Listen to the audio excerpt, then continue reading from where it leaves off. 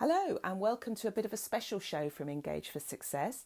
Earlier this summer, Jo Dodds and myself, Jo Moffatt, co-hosts of the radio show, took ourselves off to the CIPD Festival of Work, and we were wandering around accosting various delegates and visitors, trying to get an answer to a simple question. What one change would you like to see or like to make that you think would improve employee engagement in the workplace? It's part of the Engage for Success #OneChange campaign that we kicked off following last year's conference.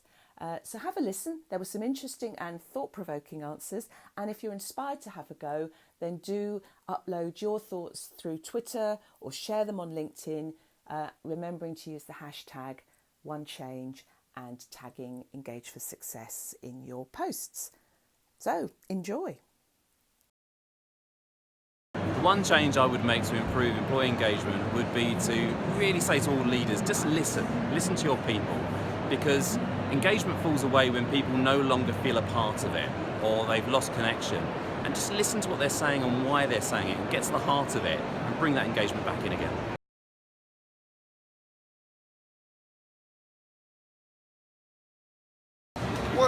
One relatively fundamental, big but can be simple change would be just to take more time to understand your people.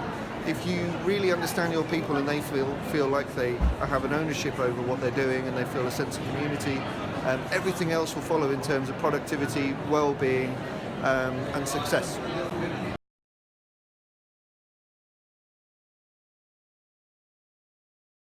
I would definitely recommend that you have dogs in your office. Everyone's much more happy, engaged, everyone gets on together and just wants to be there and work harder. Lovely. And what's this one's name? This is Florrie. Florrie. Yes, hello, she loves Florrie. snoozing. She's just woken up. Oh, lovely. Great stuff. Well, thank you very much. You're welcome.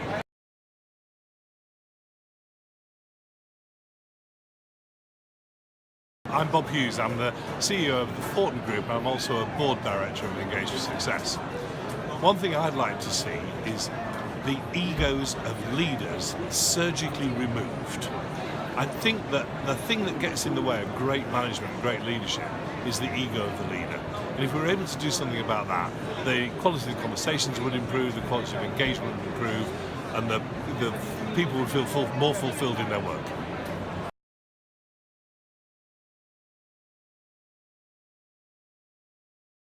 One change I'd like to see in the workplace across the board would be a healthy work-life balance for everyone.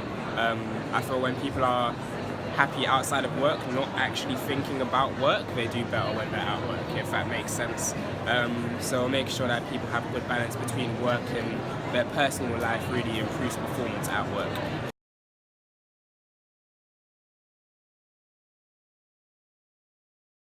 If you want to improve employee engagement, I think you have to improve the same thing that needs to be improved across all humanity.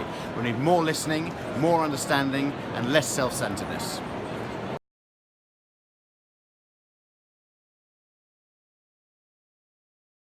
I work a lot with leaders and managers, one-to-one and team coaching, and what I'd love to see is for managers to take the results of their engagement surveys and really work with the team to look at the plans and say, what can we do better, what can we do differently, and then to put that plan into action and then review that plan, because that will help members of the team see the progress that happens through using the survey that they've contributed to. Employee voice in action. Absolutely, yes, yeah.